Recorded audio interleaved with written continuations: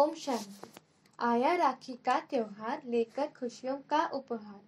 पावन पर्व रक्षाबंधन की सबको शुभकामनाएं और बधाइयाँ। रक्षाबंधन सावन मास में मनाया जाता है। यह त्योहार हमारे देश में बड़ी धूमधाम से मनाते हैं और जैसे कि यह परंपरा बनी है कि बहन भाई को रक्षा का सूत्र बांधती है। हमारे लौकिक परिवार में देखेंगे तो बुजुर्गों को मालूम होगा कि पुराने जमाने में ब्राह्मण ही आकर राखी का धागा बांधते थे। तो इस त्योहार में जो थाली सजाई जाती है उसमें चंदन का तिलक, चावल दाने, दिया, राखी का धागा, मिठाई इत्यादि होता है। लेकिन हमने कभी इसका आध्यात्मिक रहस्य जानने की कोशिश की? बहन जो है भाई के मस्तक पर चंदन का तिलक लगाती है।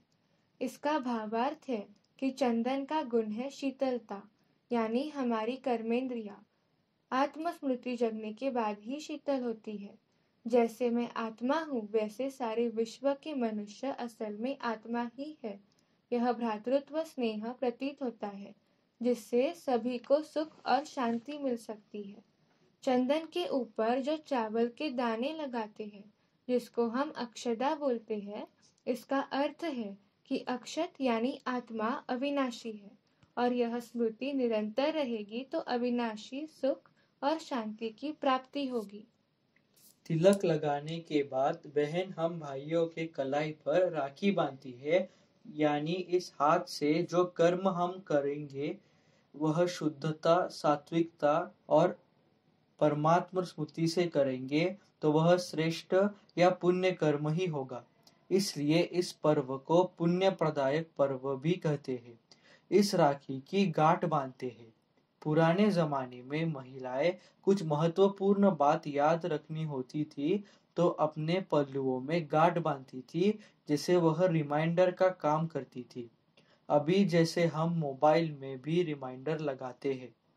इस प्रकार राखी की गांठ बांधकर बहन भाई को प्रतिबंधित करती है कि उसकी रक्षा जो है वह भाई करेगा। साथ ही साथ कभी भी जीवन में भाई के सामने कोई ऐसी महिला आए कि जिसको मदद की जरूरत पड़े या रक्षा की जरूरत हो तो अपनी बहन समझकर उसकी मदद करने का कर्तव्य पूरा करे। यह धागा बांधकर जैसे कि हम बहनें अपने भाई के अंदर इष्ट देव की तरह शक्ति भरती है, जिसका यादगार ही है कि भाई बहन को जो चाहे वह तोहफा देता है और भाई की आरती भी उतारी जाती है। इस प्रकार सारे समाज में ही हर भाई परिवर्तित हो जाए और इस श्रेष्ठ स्मृतियों में रहे तो हर जगह सुख शांति आएगी और इस खुशी का ही प्रतीक है कि बहनें भाई को मिठाई खिलाती है। अभी एक छोटा सा प्रश्न मन में आता है कि यदि इस रक्षा सूत्र को बांधकर जैसे कि बहन की रक्षा करने की जिम्मेवारी भैया को प्राप्त होती है, तो क्या अगर भाई और बहन स्थूल रूप से अलग अलग शहर में रहे, यानी कि साथ में न हो, तो उस समय अगर बहन को कुछ समस्या आए तो क्या उसका भाई मदद कर पाएगा? और अगर भाई की सुरक्षा के बारे में सोचे तो क्या भाई की रक्षा जरूरी नहीं है? उसकी रक्षा कौन करेगा? प्रजापिता ब्रह्मा कुमारी ईश्वरी विश्वविद्यालय में यह रक्षाबंधन विशेष रूप से मनाते हैं। पुरुष हो या स्त्री, सबके अंदर आत्मा रूपी चैतन्य शक्ति है जो दर्शाती है कि विश्व की सभी मनुष्य आत्माएं ईश्वर की संतान है और हर एक की रक्षा केवल ईश्वर ही कर सकता है।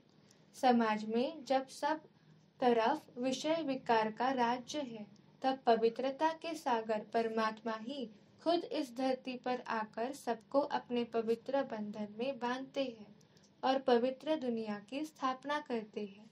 इसका ही प्रतीक यह रक्षा सूत्र या राखी का धागा है। अभी इसके रिटर्न में परमात्मा यानी भगवान हमसे क्या अपेक्षा करते हैं? तो सिर्फ और सिर्फ हमारे अंदर जो 5 खोटे सिक्के हैं, यानी ही 5 विकार है, पुराने संस्कार है, कमजोरियां है, इनको अर्पित करना है। इसके फलस्वरूप हमें ईश्वरीय स्नेह और शक्ति की प्राप्ति होगी। ओम शांति।